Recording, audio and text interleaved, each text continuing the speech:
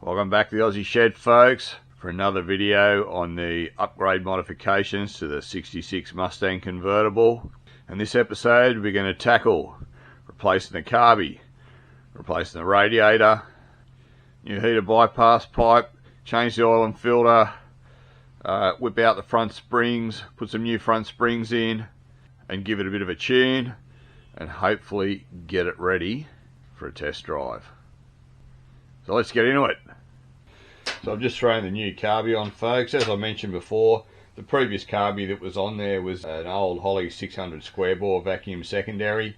Good carby's in the right situation, a little bit big for this. We tried jetting it down and it was still running quite rich, just purely because, you know, of the size of the engine and everything. It was also quite worn, the old carby. There was a bit of play in the bushes where the main butterflies are and stuff. It was an unknown carb as well. It came on the engine when my mate originally purchased the car.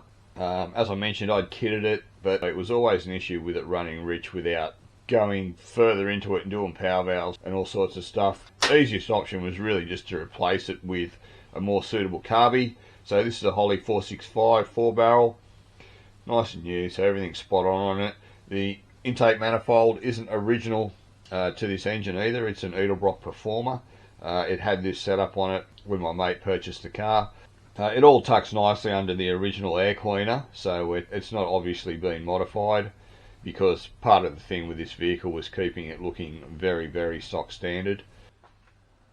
This is the original air cleaner that goes on there, folks. It has this sort of snout mounted on the side, and that had a pipe that connected onto the exhaust manifold on this side, and there was also a flap valve in this fitting here, and the valve inside opened up when the car got hot. Other than that, it sort of choked off the airflow into the air cleaner to make it run a little bit richer, to make it start and run better. But because we've gotten rid of the exhaust manifolds and got the tri-wires on it now, I've actually just drilled out the rivets in this flat valve and removed it, just so that we don't have the chance of that thing closing and not opening up properly again and becoming a restriction.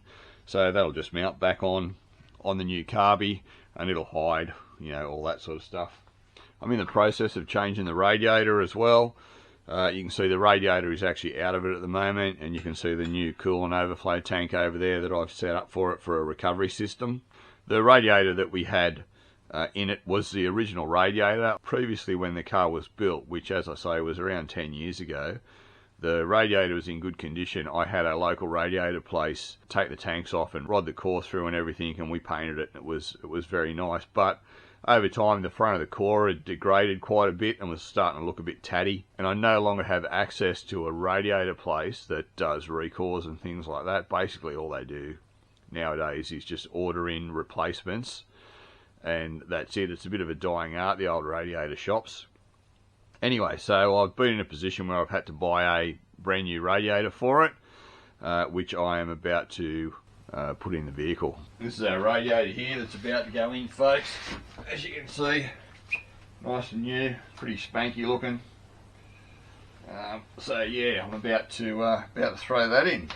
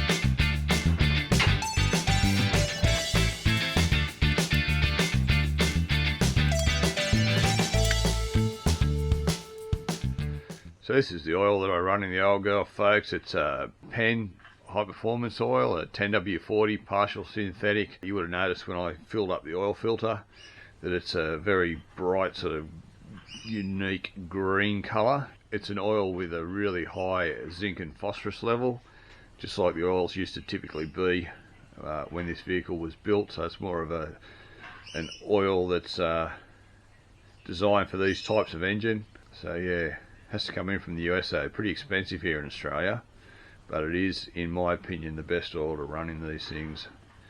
Anyway, let's fill her up.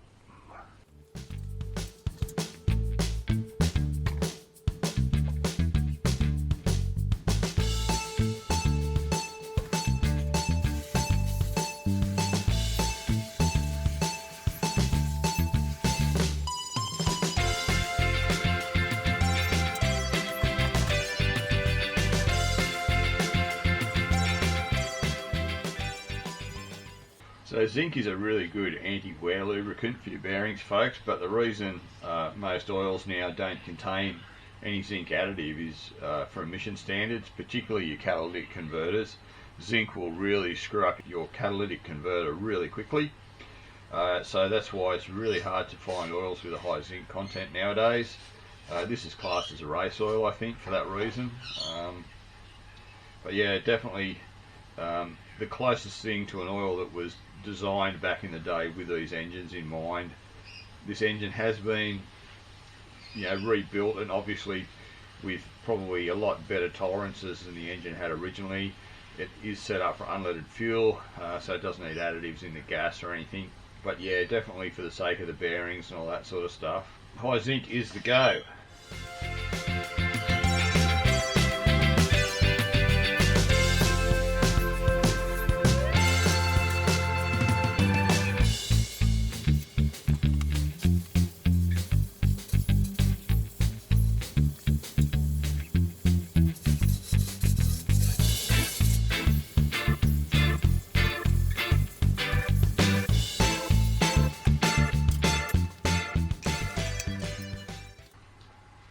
So we've got a new thermostat housing, new thermostat, new gasket. The old thermostat housing was getting a bit corroded, and it was a bit of a dodgy aftermarket thing too that was just on the car when we got it. Yeah, beyond repair, so time for a new one.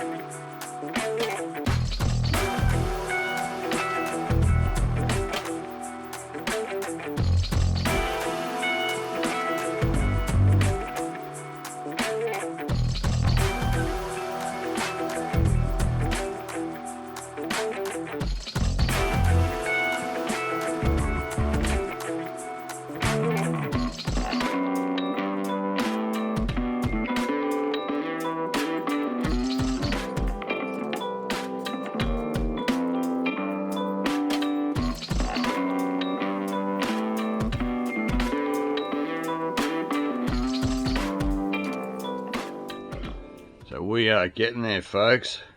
Bit of coolant, and we might be ready to start cranking this thing over.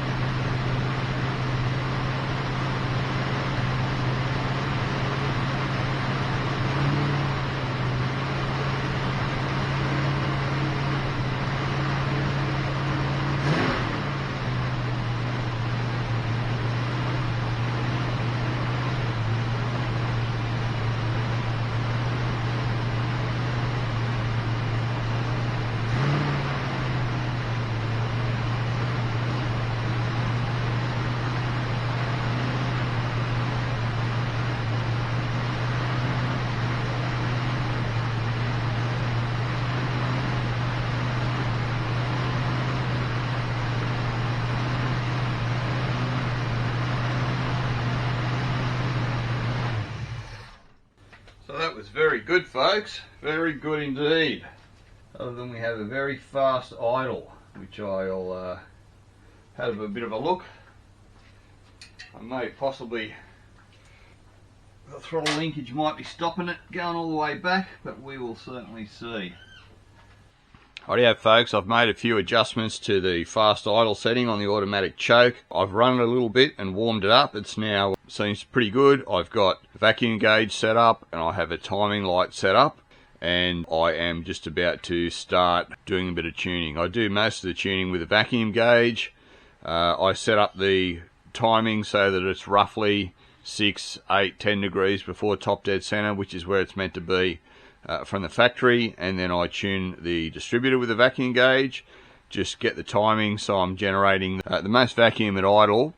So I've made a few adjustments to the fast idle on the automatic choke so that it's not going as crazy as it did when we just first started it. I've let it run for a bit and warmed it up a little bit, so it should be pretty close to operating temperature. I've disconnected the vacuum point on the manifold that goes to the vacuum modulator on the automatic transmission, and I've connected a vacuum gauge, which is over there, and I also have a timing light hooked up here. Now, the vacuum gauge is the main tool that I use for tuning an old carbureted engine like this.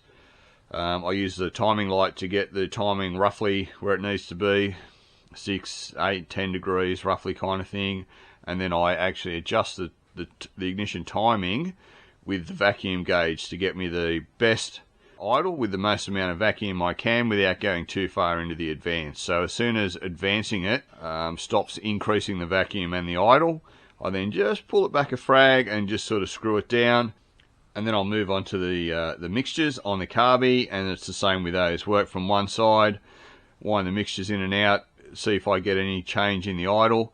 Generally screwing the mixture screws in will give you the most change to your idle. So basically you screw your mixture screws out until you get, or screw them in until it starts to sort of roughen the idle up, and then screw them out till you get the most amount of vacuum, and then, you know, that's sort of your point. Jump to the other side, same thing with that, screw it in a little bit till it starts to sort of falter, then screw it out till you get the most amount of vacuum on your gauge, and then jump backwards and forwards between the two, just fine tuning that screw out point. See if you can screw it out a little bit more once you get both sides done back to the first side, and just keep doing that until you're getting pretty much no change on your vacuum other than you're at your maximum, and that basically does it. That's all you need to do. Other than when I get it all set up, I'll take it for a drive and see if it's pinging, because that's the only issue you can come up against in doing it this way, is maybe tweaking a little bit too much advance into the distributor,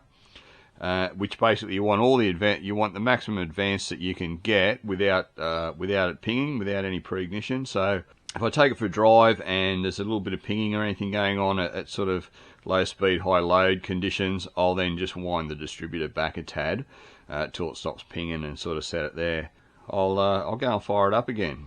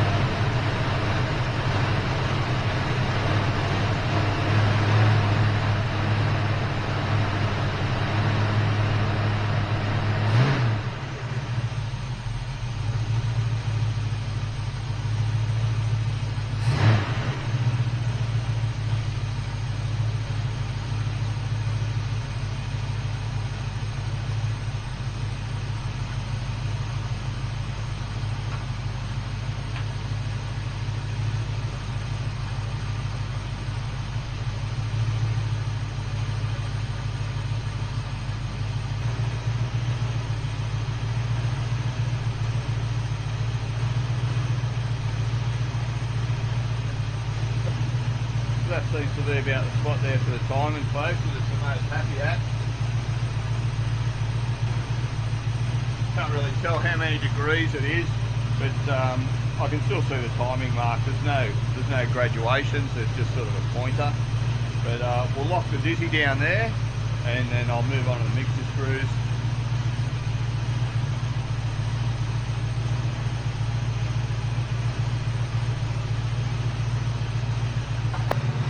I'm just about to start doing the mixtures, folks. There's a mixture screw on either side at the front. There are no mixture screws on the backstage of this Carby.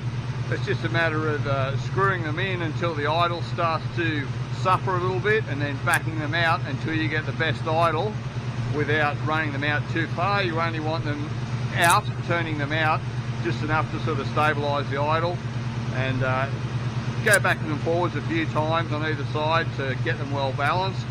And then that's pretty much it for the mixtures, other than taking it for a test drive to make sure that there are no irregularities.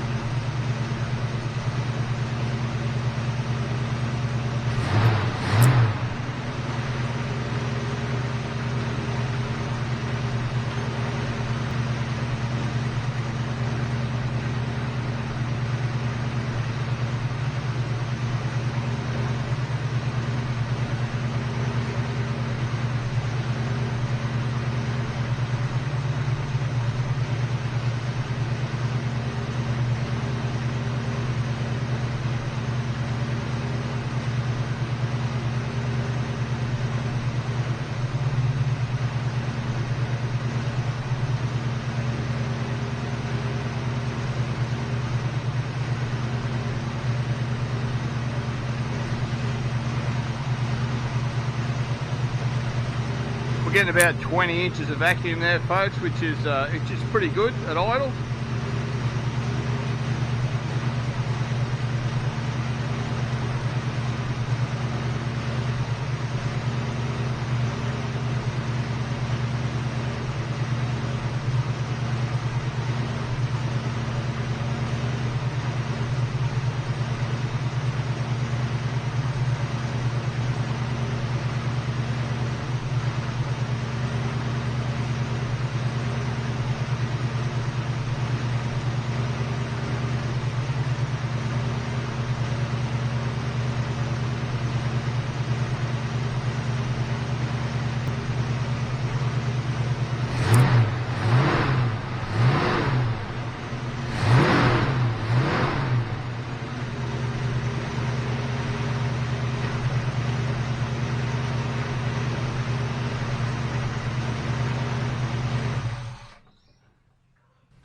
She's idling pretty nicely there, folks. I think that the mixture screws are in a pretty good position.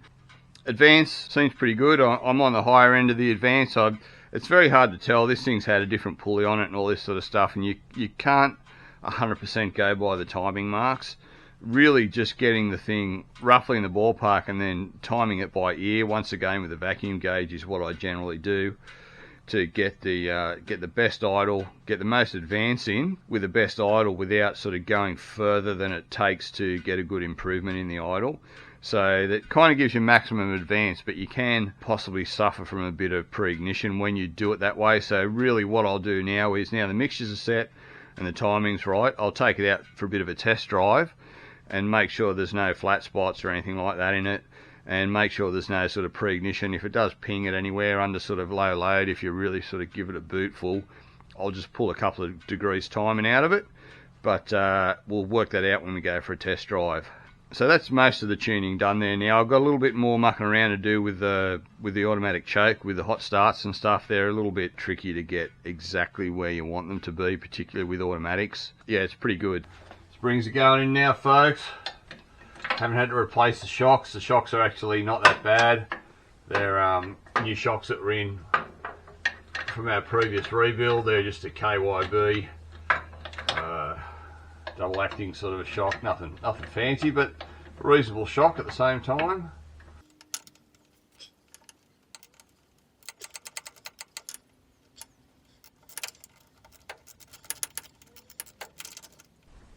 Hopefully these springs will give us the height that we're after.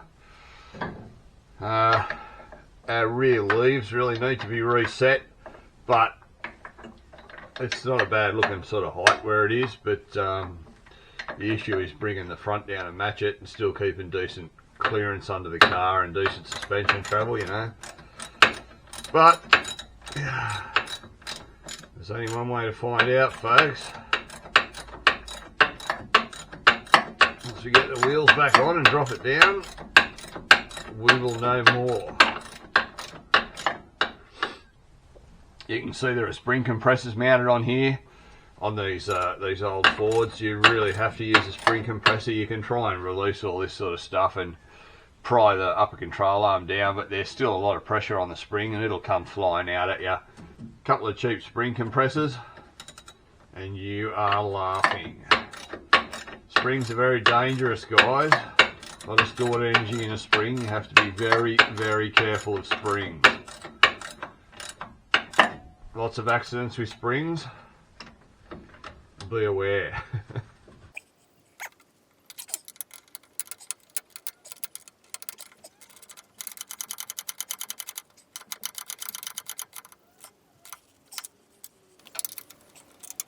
That is a bit of a bugger of a spot. Try a different ratchet with a different shaped end. A bit flatter too, this will probably do what I'd say. Oh yeah, that's the one.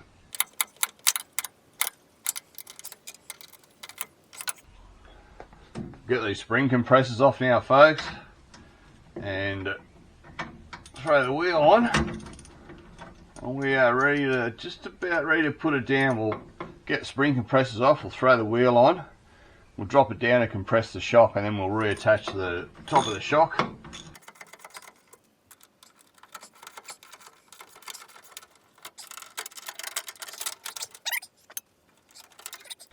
See all they are, folks, just a threaded rod with two claws and a way of driving it. The top piece has got a thread in it.